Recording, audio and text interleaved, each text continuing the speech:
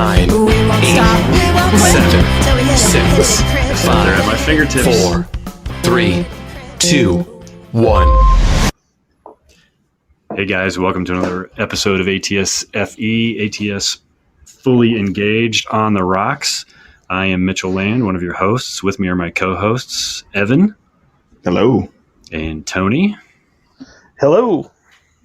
And today we are here to talk about the top 5 reasons we have for liking and playing ATS. We're going to kind of go through round robin wise, and as Evan mentioned, it's probably going to turn into a shit show at some point because this is on the rocks. And so with that on the rocks, Tony, what are you drinking? I am drinking, I won't call it gin and tonic, but I have Tanqueray Ring Pour, which is gin that's infused with ring pour limes. And instead of the tonic, I use a cranberry lime seltzer. But I will say I do more of a gin than tonic. Nice. We got to find a new clapping sound effect. Doesn't last so long. Yeah, exactly. It's like it never stops. And I will Evan? say I'm on my second, so we'll so Nice. Got a little prep ahead of time. Yep. What are you doing, Evan? Well, I heard Tony mention on Discord a gin and tonic, so I thought that sounded like a good idea. So I went with the classic gin and tonic, which is just gin and tonic. Although it's got some weird Ecuadorian, I don't know, bark or something in the.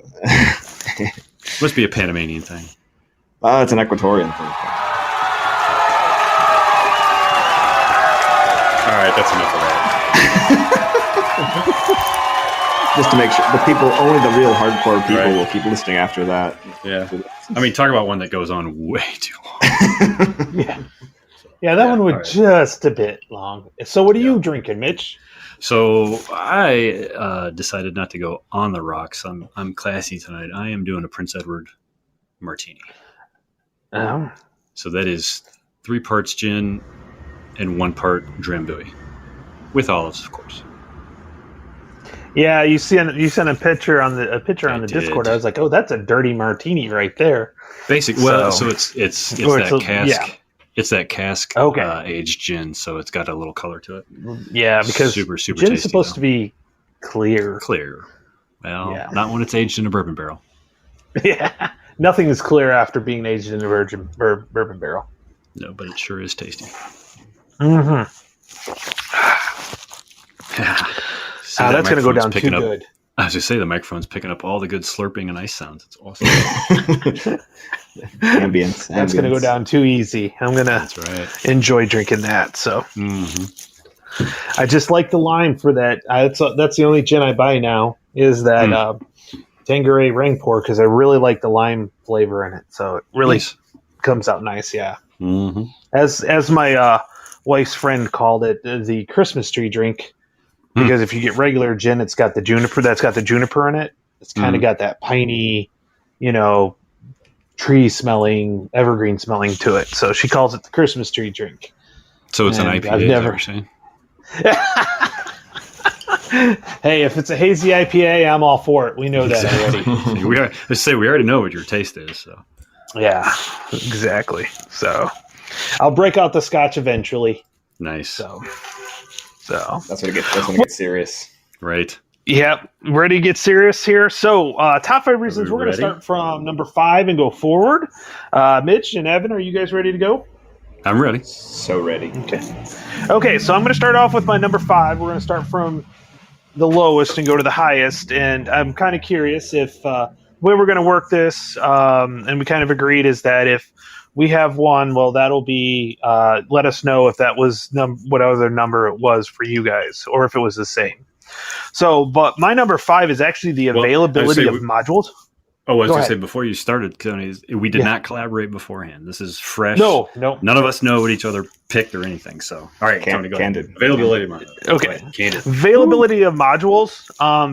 A lot of times you can get almost all the modules out there either on the second-hand market for some of the older modules, and then definitely through Critical Hit and Noble Knight. So you can still get the modules, which there is another tactical system that once they're sold out, it's virtually impossible to find. Mhm. So, if there's a topic you like about, and I'll get into my other one, but if there's a topic that you like, there's generally a module that you can get on that. Nice. So that's my Not on number my 5. not on my list at all. Not on my list. I hadn't actually thought about that, but that's a very great good one. Yeah, I agree. And in fact, compared to not even other tactical systems, just games in general, I would say Yeah. Critical Hit probably has a much easier time of acquiring their old products. 10,000 SKUs. And Yeah, all but some of those are ASL comp, so Oh, that's right. you kind of got to throw out some of those. So, but yeah, no. So availability of modules was my number 5. Nice. Well played. Evan, what do you got? Oh, okay. I have for my number 5 the vehicle rules and just playing vehicles in general. Nice. I probably pre-ATS, I was more of an infantry guy. I mean, that was probably more of my main interest lied. But then, after playing ATS, I'm like, oh man, can we get some more vehicles going on, some more tanks? Mhm. And I just really like the rules. They're not simple, but they're very logical. They flow really well. They make a lot of sense. And there's some rules there that you have to tangle with, but nothing difficult. No, actually, I agree. Actually, overall, they're very easy to grok. It's funny because Joe and I wrapped up our semifinal match last night, and that'll some form or another will end up on our YouTube channel. But at the end, after I had, well, no spoiler alerts, but after some tank on tank action, at the end of the scenario we were talking, that he said the exact same thing, is that he really likes that ATS kind of really captures the vehicle action, and it just feels natural to when you're moving and shooting and all that good stuff. So yeah, I agree. Also not on my list. Not on my list, but I agree. It's This is good. I thought we'd have a lot of crossover, but I thought we were going to have crossover well, on every single one. Okay, we'll get to it. We'll get to it. I just guarantee at least.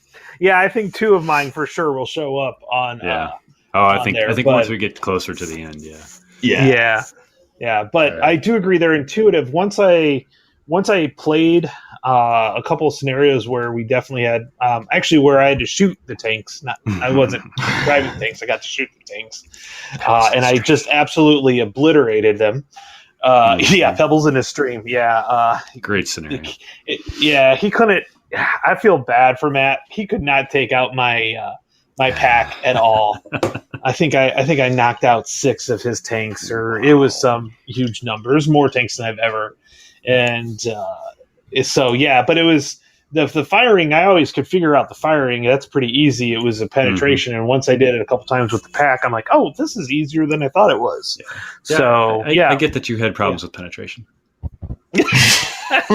Hey! We won't go there. It's too early in the episode for Busty Volga. Busty Volga. Oh, that's right. Busty Volga comes later. Oh no.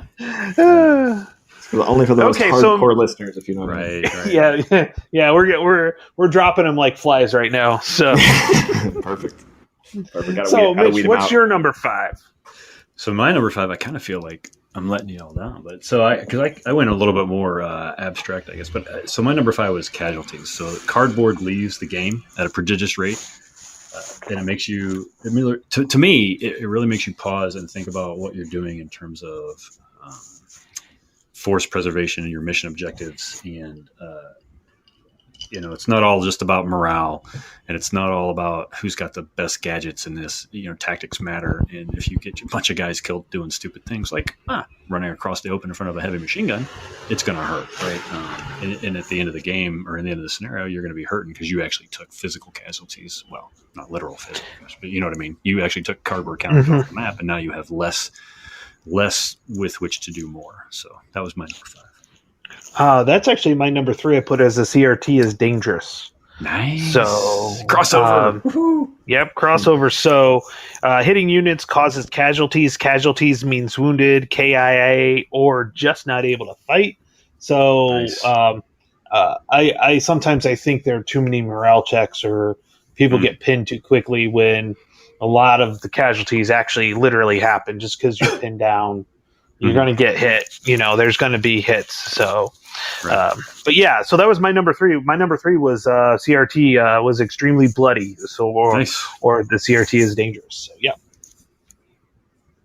Evan, no Evan, crossover nothing? for you?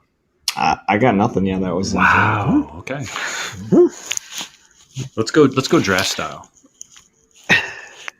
So Okay, so you get I'll to go number for 4. you. Right. Yeah, this Poor sounds Poor good. Evan's just going to be in the middle, but whatever. Yeah. Uh, With 3, Evan, you're always going to be in the middle. That's all right. perfect. I mean, he'll you be could okay. you can make so many comments there, but Yeah. Again, that was too that was early. Yeah, and it was too easy. That's just Right. way too easy right there. So when rolling softballs like that, I Right. just roll right by. did I mention this is on the rocks? So even though I said it's not all about morale, my number 4 is actually morale, which is really why I wanted to do draft style. Because even though I said it wasn't about morale and casualties, I like the morale system. It rewards keeping your troops together. It rewards, keeping a leader around to rally the guys if they happen to break or surrender or whatever the case is. I like that because a lot of tactical games, not a lot, some tactical games don't bother to either track it, period, or it's a very kind of light pasting. In this game, morale for me is a little bit more important than casualties, but again, it's not all about the morale because casualties matter too. But I do like the way the morale system works. I think, and especially with the morale support range stuff and how you get bonuses and malices for other things, right? So I like it. Yeah, no, it's. Go ahead, Tony. Oh no, that wasn't on mine, but I agree with you. That was not on mine, but it was very close. It could have. I mean, in another universe, it could have been on my list. If we had gone top 10, yeah, for sure. Well, and I think there's, I don't know, some of the morale rules, I'm not sure how I feel about, but in general, I think the morale system is brilliant. Yeah. And I think people don't game it or don't play it. Like, it's such a huge part of the game. This is going to be an article someday.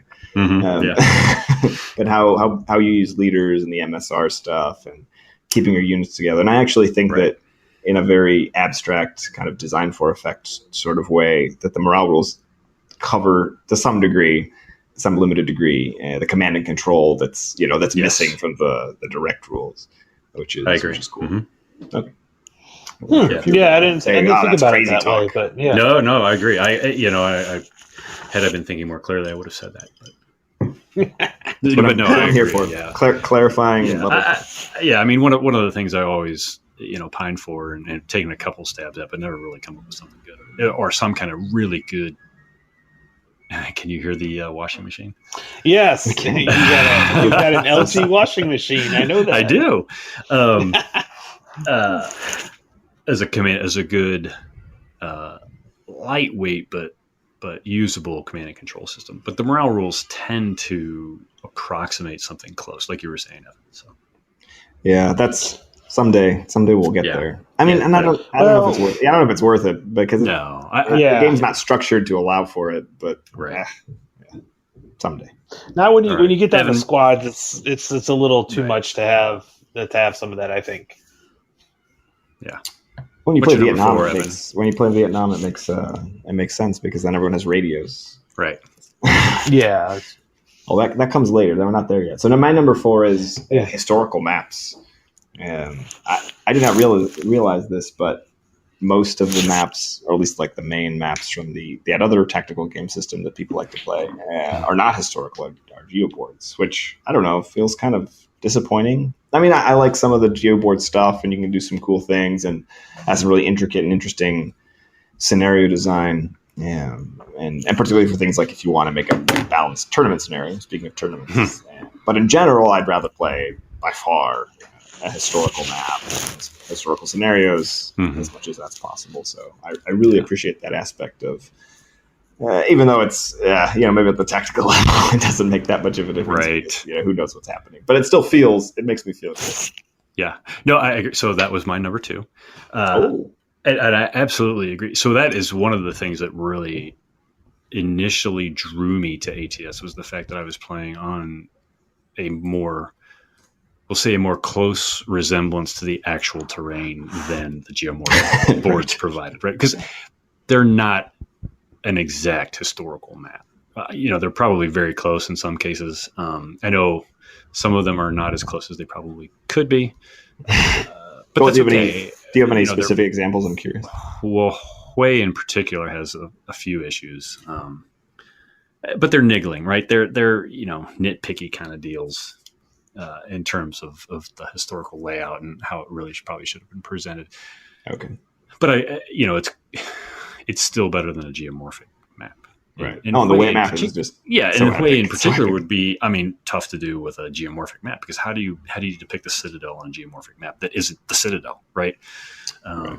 So I'll forgive a few minor inconsistencies with the actual Citadel, but yeah, that was my number 2, and I agree with you. Is it makes me feel better about playing on a historical map, even if it's not exact. It's still closer than this is representative terrain, right? Yeah.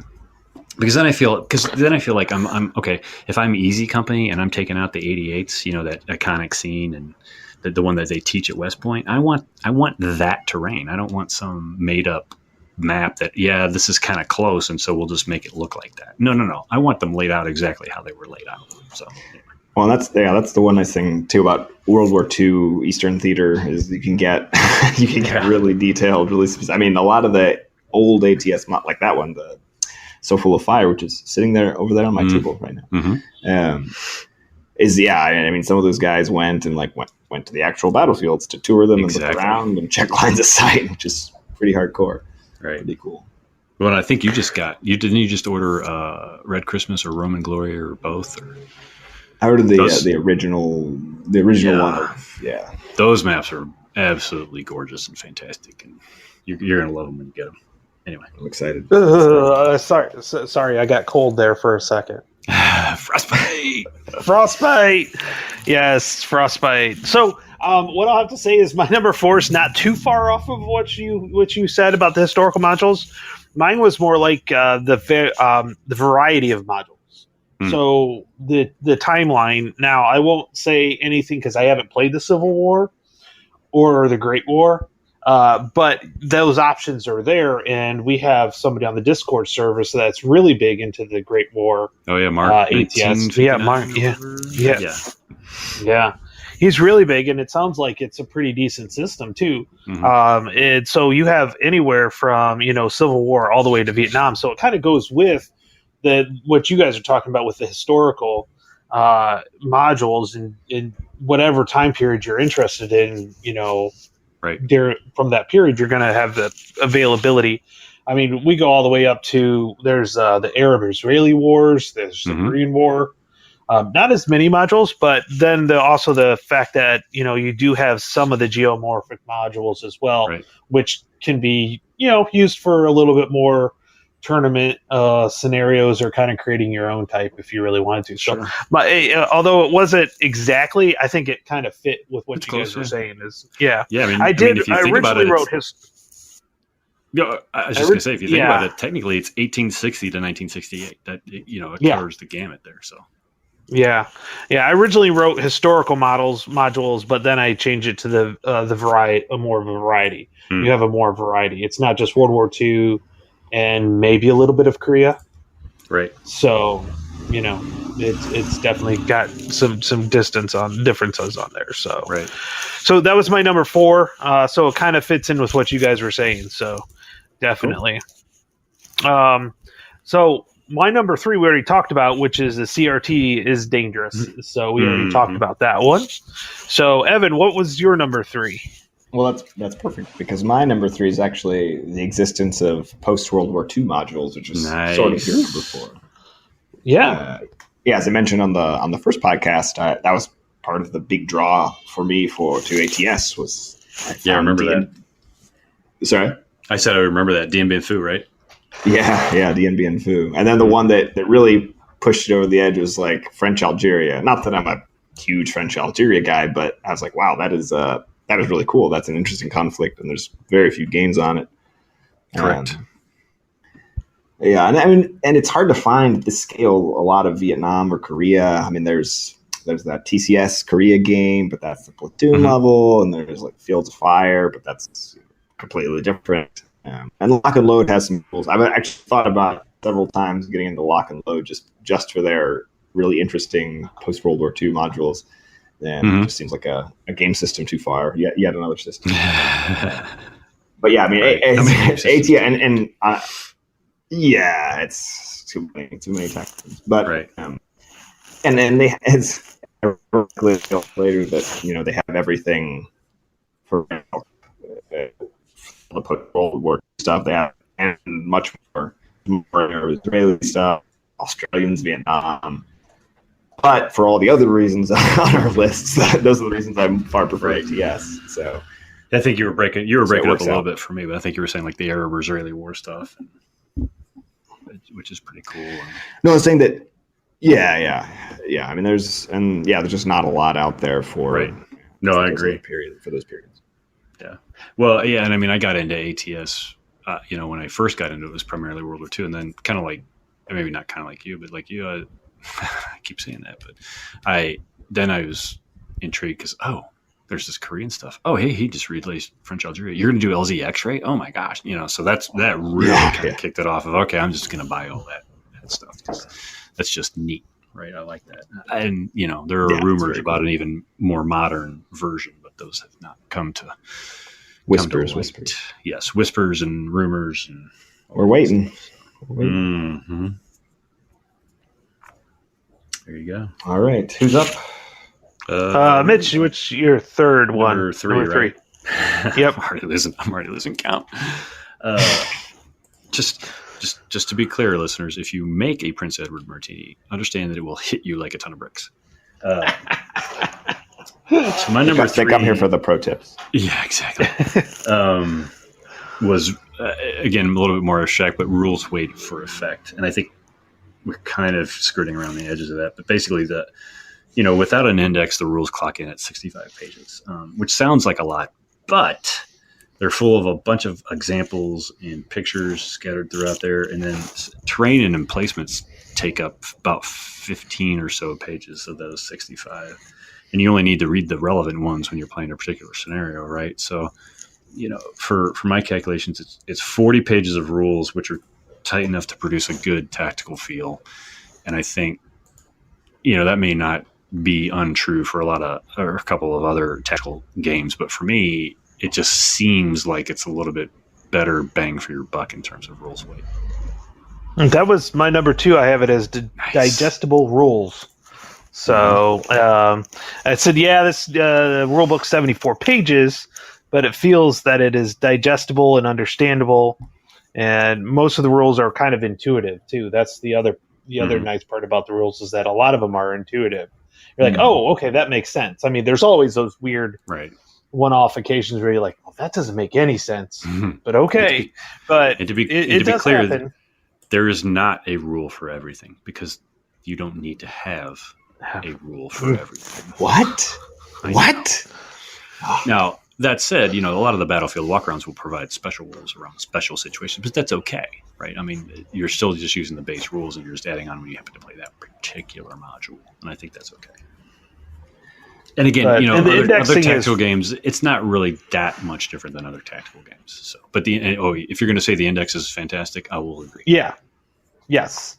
Yeah. Usually, hey, I've got a question on grenades. Boom, look at grenades, and there's like all the listings right there. Correct. The only thing that would make it better is if they had page numbers, not just the rule numbers. That's the only thing. But I don't know too many indexes that actually list the page number and the rule number. So I'm not going to, that's a little quibble, but yeah. Right. But in that same vein, ATS has had PDF rules for quite some time now. And for my gaming, and it doesn't matter if it's ATS or any other game, I greatly prefer PDF rules because Control F is your friend. Hey, where's that rule? I don't know. Let me go find it. Let me search the PDF. I'm not flipping pages. I'm letting the computer do that work. Right. Unless you're looking for a critical hit. Oh yeah, don't search for critical hit in the ATS rules because it's on every damn page. I remember when we did that, Mitch. I Yeah. remember that. That was you're like critical hit. Oh, like that's the stupidest Yep. thing. I'm like, to search that in was this thing. dumb. Duh. That was a Homer moment for sure. Yeah. But no. So that was my number 2 was digestible rules because they're completely totally digestible. So I like it.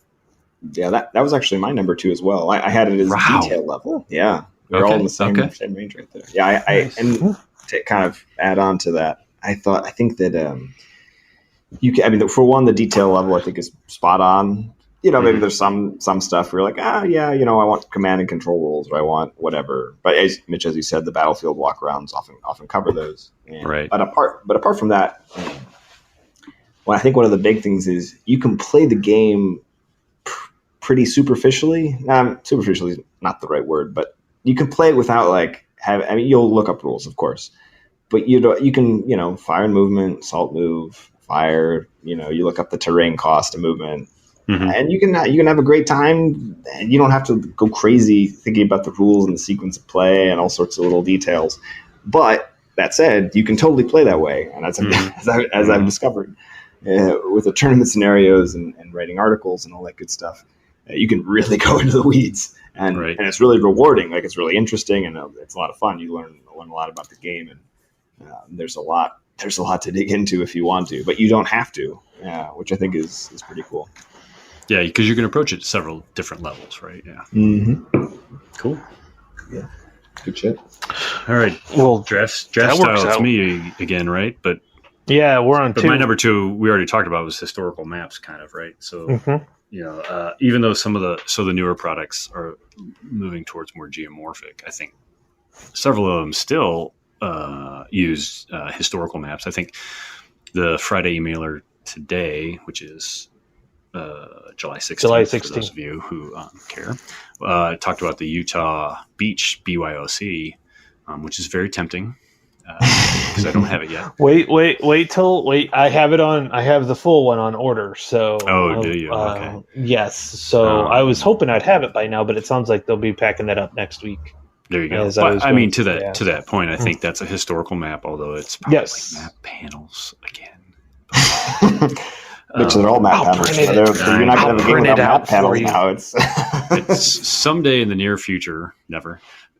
He'll hear me and start putting real full maps again, but I doubt. I don't think so. Well, if I had to guess, the printer is probably not. I mean, they're probably using it because the material is different now. They use that cardstock, which is nice. Which it is nice, right? I mean, there's no doubt that it's probably a little bit more durable, but it just chaps my butthole. Butt. Yes, trying to get it to line up right. And I get it. It's a game, but still, LOS is important.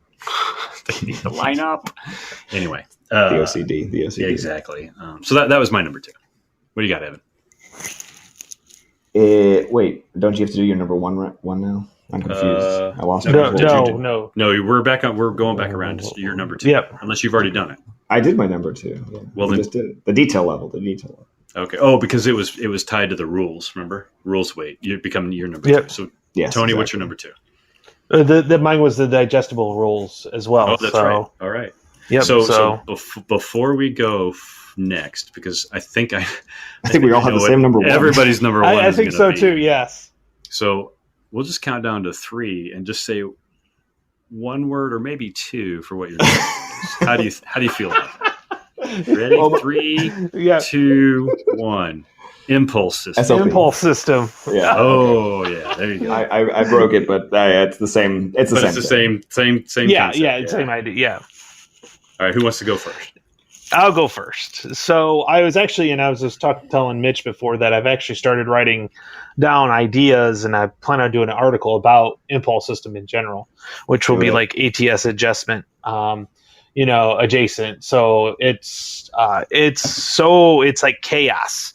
And whenever you read about battles, you're always hearing about the chaos and the ever-changing flow, and how 1 minute the battle's going this way, and then all of a sudden it has changed. And I think the I go you go takes that out of it altogether, because you always hear about the squad or a commander making a stupid move and having somebody go to the wrong place or the wrong side. But if you do the I go, you go, the person could be like, oh, I need to fill that back in, before you even get a chance. So I think it really, what a couple of ideas is it makes you pay attention to what your opponent's doing, because an opening can happen and they didn't even realize they did it, and you can take advantage of it before they realize it. So to me, it's just the chaos, the ebb and flow, taking advantages of mistakes, because honestly, when it comes to battle and all the reading I've ever done, it was one or two small mistakes that changed the flow of the battle. So, it's definitely, and like I said, I've got an article that I started writing things down, and I'm like, okay, I got to write this out because I've got way too much on my mind on this. Got to get it off of my mind. Coming soon to an ATSFE blog near you. Yes. I'll probably be tweaking it for quite a little while, but that's okay. Yeah, definitely expect that, because it's the reason why I love this system, and it's the reason why when I play a lot of war games, I like chit pull and stuff like that. I like the chaos. I'm not a big I go you go fan, and I'm starting to actually go away from a lot of game systems that are that way. Which is kind of interesting that I've gotten to the point where I'm like, yeah, you like that. I don't know. I go, you go. It can work, right? But where I've seen the I go, you go system really work is where there's interactivity with the non-going player, right? So in other words, even though I'm going, you have an opportunity to interact in a meaningful way, other than say just opportunity fire. Right? Yeah. So anyway, go ahead. No. So that's that. Impulse system number one, full all the way through. So Evan, you said SOP, which I understand you meant that you included impulse system. Go expand on that. Go ahead. I totally agree with all of what Tony said, but I take it a step further, because there's a lot of games that are impulse or Tony, you just used the term chit driven. Yeah, exactly. Yeah. Chit draw. Yeah, thank you. But I think with ATS it goes deeper than that. You get a lot because the SOP, it's not just the impulses that are alternating, but the SOP in general is I put the word elegant. It's not. Okay, yeah, there's like little things like, when do I fire smoke again with onboard unit? Okay, whatever. But there's an article for that too. Yeah, there's an article for that. There's an article for everything. But those things aside, will be an article. Right? Well, yeah, that's future state. But yeah, I think it's easy to play. I mean, that goes back to my other point about the detail level and it being relatively easy to just pick up and play. But beyond that, I think it creates a lot of interesting decisions. There's a lot of decision points that are interesting, but they don't take tons of time. Like you're not. Okay, I mean, some people take tons of time. I sometimes take tons of time. Right. You can take tons of time. Yes. Right. But it's because Wait, what was that rule number I was quoting the other day? Yeah, 4.1 something like that. Speed of play. Yeah. But yeah, it's not, when you play I go, you go, and you got 1,000 decisions to make in front of you, it's very easy to get some analysis paralysis going on. Yeah, but when I have to make one decision. Okay, let me think hard about it for a few seconds, and then then I go. Then because I know I'll get to go again. Well, very very repetitive in an I go you go, right? I'm gonna move. Right. Yeah. No, this is the opposite of that, because you can do anything on within the limits of the fire movement versus direct fire or whatever. Yeah. I mean, go ahead. No, I was going to go on another point, so keep it going. Knock it. Well, I was just going to say yes and, right? I mean, everything you guys said, and like for me, and in this maybe it's kind of riffing on what you just kind of alluded to, but like in the fire and movement segment, I can move or fire, and in some cases both, right? So there's even though it's like a micro decision of this stack or this platoon, there's still a myriad of smaller decisions even within that micro decision. That what am I going to do? And am I reacting to something you just did, or do I want to do something so that you have to react? And like Tony was talking about, is it creates this nice cycle of chaos on the battlefield. There's no perfect plan, and I can't just move all of my guys, and all of a sudden now you're just as the Hugo guy, you're just reacting to whatever I did, right? There's chances for both sides to have initiative, small I initiative, not big I. I'm going first initiative, right? Which I think is cool. For sure. Yeah, that's a good way to put it. Well, and so just to kind of carry on, the other thing I really, really, really like about it is it keeps both sides actively engaged, both players actively engaged in the game all the time. Right. Yeah, Because there's even no though way. you might even though you might have opportunity fire or whatever, you're not really actively engaged, right? You're waiting for some guy to actually make a move that you can respond to, as opposed to, okay, you're going to move one stack or one guy or whatever, and then it's my turn immediately. I got to be watching and I got to be figuring this out, and I got to be ready for my move, and so it's a much more interactive style of play, which I like. It also, to me, it just feels quicker, right? Even though it may not actually shorten the game, but it feels quicker because you're constantly doing something. I think it is. That was one of my other points, that it plays relatively quickly. I mean, we could sit down and play grabbing some houses, which is admittedly a tiny scenario, but we can play that in an hour. Oh, easily. Then you can play. Mm-hmm. You can play other scenarios that are, not micro scenarios, a little bit bigger, but you can play them in a couple hours. You can finish them in an afternoon easily. But that doesn't mean that there's not big, huge scenarios and macro scenarios and campaigns and all that stuff. It's all there, but you don't have to play. You can play. I think it does quite a bit quicker than other formats. Mm-hmm. I was looking at the Battle Twin Villages module, which I'm probably going to do a Battlefield walk around on, just because I don't have the chits. I don't have the counters, but the map is completely interesting, and I could probably just go over the scenarios in the Battlefield walk around in the maps. But either way, what got me now, I'm totally off. The full scenario where you use the full scenario is like 35 turns and is like massive when it comes to amount of units. Would I probably ever play that? Maybe if I ever retire, but there's a lot of other small scenarios out there as well. So Tony, let me pause you. Let me pause you there, because this is where we put our ad in for VATS. Yes, because Vassal ATS would enable that hands down. Right? Yeah, you could play. Well, we've played a few scenarios. Put it down. Right, we've played some pretty big ones. Yeah. Mm-hmm. Yeah. So I mean, the Kharkov. Oh God. Yeah, that goes up there with. That's not quite number one. Yeah, that's not quite number one module yet. I have my other ones that are number one, but that one's up there. I'm curious to hear what you guys' number one modules are.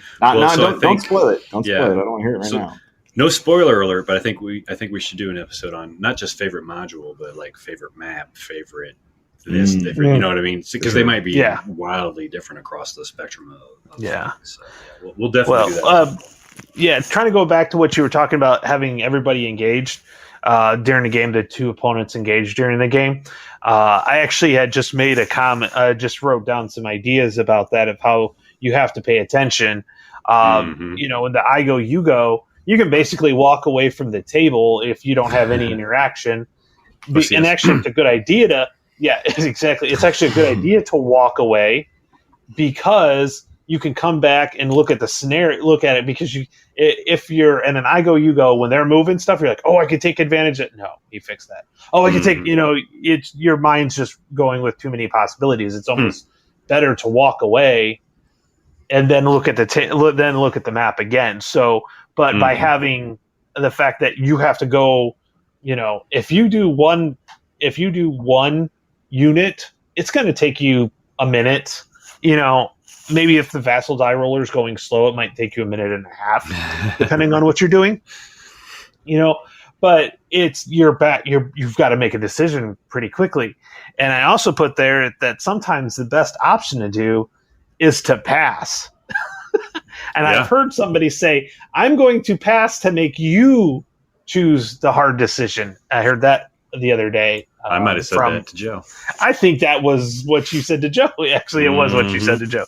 But it's one of those things that sometimes the pass is just as important as doing something. So I think remember, I think it's 2 passes on a row on each side, right? I pass, Yep. you pass, I pass, you pass, turns over, or phases over. Segment. Yep. Segment's Segment's over, losing yeah. track now. Yeah, I think passing is actually secretly the tactical decision that's correct a large amount of the time. Yes. Especially if you're passing second, because if you pass first, then the other guy can just pass and hand it back to you, and then he has to. You have to decide if you're going first, if you really want to pass again, because then he can pass again and on. So you're probably not going to. But if you're just passing second, then you're sorted, because then you get to decide. Right. Well, so now I'm laughing at him because of the conversation you and I had the other day about what you call it, the Vizinic. Yeah. Something. Recursions. Vizinic recursions, because that's what that is basically, right? Is, well, I pass, well, you pass, well, I pass, well, you pass. It's almost that same thing as, well, if I go first, if I pass first, I've made the decision that I'm willing to pass, right? But I am now giving up the option, because all you have to do is say I pass. Well, now that just makes it harder for me. Right? So, it's funny. There's a lot of mental gymnastics in game theory going on with the passing. Mm-hmm. Yeah, and I think there's been a few modules or a few scenarios, Mitch, you and I've played where I think we almost did I go, you go. Just because the way the module's set up, if you're a defender, there's not much you can do the first couple terms. Matter of fact, Evan, we just did that with the Talak Tussle on the way map, on the way module. Yeah, exactly. Yeah, the first turn, I was like, pass. I can't see you pass, Which is okay. And to be fair, even though we kind of panned the advance to contact mechanic, that's what it was meant to address. Right. I think it probably could have been done better, maybe. But really, it's to get past that early approach. Well, advance to contact. But I still think it's important for my play experience, to give the opponents the option to do something, right? Yeah, maybe especially I if see you set up something, and I'm like, oh, I'm going to move over here, and now I just made your life hard. Yeah, or it's like, oh, he's coming from the bottom. Now I can move my units south or north or whatever. You can react to it, even though you're not fighting each other.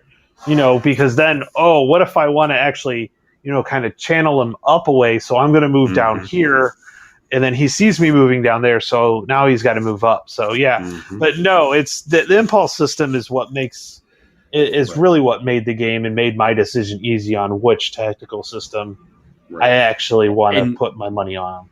And SOPs, I mean, what they're really sequence of play, right? It's really trying to. It's a tough thing, because you're trying to encapsulate time and space in this sequence and figure out a good way to do micro interactions between two sides who technically should actually be moving all at the same time, right? I think the impulse system captures that a lot better than an I-Go-You-Go system. Even though it can sometimes end up in some really weird situations, like if I've moved and fired all my guys and I've got nothing left to do, and you have some guys left, well, sure, you can run all the way around the map and do whatever the hell you want to do. Yes, that can happen, absolutely. But you can also guard against it. You don't have to activate everybody. Right? So, again, it goes back to what's your tactical objective, and sometimes you just don't care. Okay, well, yeah, you can run that guy around. I don't really care about it, because here's the mission objective. This is what's important. What that guy's doing is not important. Anyway.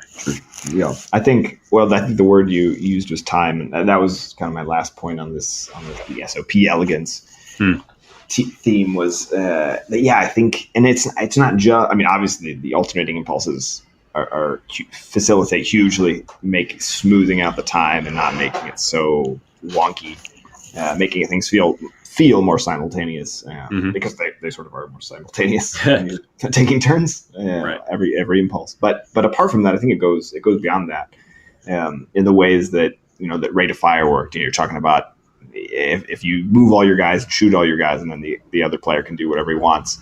I mean, that usually shouldn't happen if you're paying attention, if you're awake at the wheel, because of things like rate of fire. If you save your rate of fire with your ready to fire 2 and 3 machine guns, and you have chances to shoot later, and that it impacts the flow of the game, and it makes it feel more simultaneous. Yes, your units keep shooting. Grazing fire is your friend. Yeah, we saw that one. That was on the screen. Yep. Right. But I think there's lots of I mean, this is kind of why I think we were a little bit suspicious of or hesitant to get on board with some of the Evo concepts, because I think the way opportunity fire works along with rate of fire, and then the fact that movement, how your units move affects later shots. Right. And that also makes it feel like smoothed out. They're still just moving. It doesn't matter that it's not you don't shoot them in the moment. If you take a direct fire impulse later and those guys assault move, well, you get your -1 no matter what. Right. So yeah, all those things, and just assault fire and opportunity fire and assault opportunity fire. It just tends to work really well together yeah. as a whole, right? Yeah, exactly. That's why it's always hard to pick out any one of those things, and I kind of felt like I was cheating with my number 1 because I have a lot of little things in there that could be their own points. But because they work together so well, I decided it wasn't cheating. Evan, there are 4 phases in the SOP, and you picked them all. Yeah. Mm-hmm. Okay. Decide on continuous movement for vehicles. Number 1. That probably wouldn't have been my top one.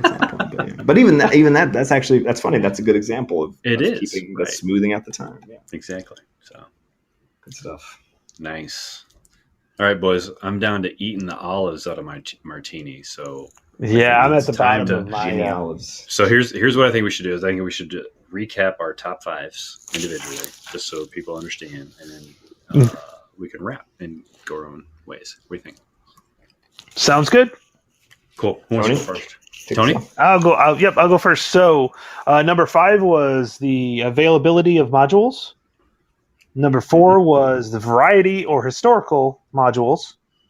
Number 3 was the CTR is dangerous. Number 2 is the digestibility of the rules. CRT.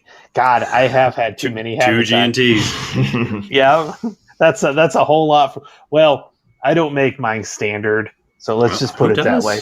Right. Yeah. It's supposed to be what it's supposed to be 3/4 tonic, 1/4 gin. I think I reversed that. So I have no idea.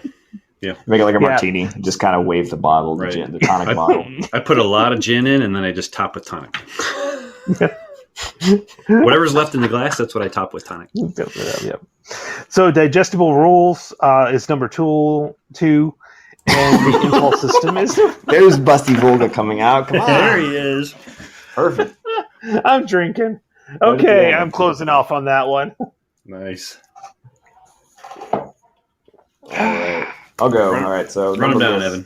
Yeah, backwards. So number 5 is vehicles. Number 4 is historical maps. Number 3 is post-World War II and their existence of post-World War II modules. Number 2 is the detail level. And then number 1 was the SOP sequence of play elegance. Nice. Nice. I like that too. Yeah. All right. So for me, number 5, there are casualties. Counters leave play. Morale. The morale rules are slick. That was number 4. Number 3 was rules wait for effect, which I think we all kind of talked about. Number 2 was historical maps. I really like historical maps. I like full maps, not panels, but we won't go there. And then number 1, everybody's number 1 was the impulse system. So there you go. So sounds good. Yeah, I think what I would say is, hey, if you've got your own top 5, or if you want to dispute one of our top 5s or whatever, leave a comment, email us, do whatever. But absolutely check out our YouTube channel with some videos with opposed plays. Although there's only one out there right now, but there is going to be more. Battlefield walkarounds. Most of the podcasts will end up as video versions. It's just the same podcast with images, and then some tutorial stuff, and then the blog's going to have a bunch of really in-depth articles on things like scenario analysis and some of the things that we alluded to. Smoke, and Tony's got an article too up his sleeve. I know Evan's got about 52 articles up his sleeves. So check them out. Let us know what you think. And thanks for listening. Now crit it.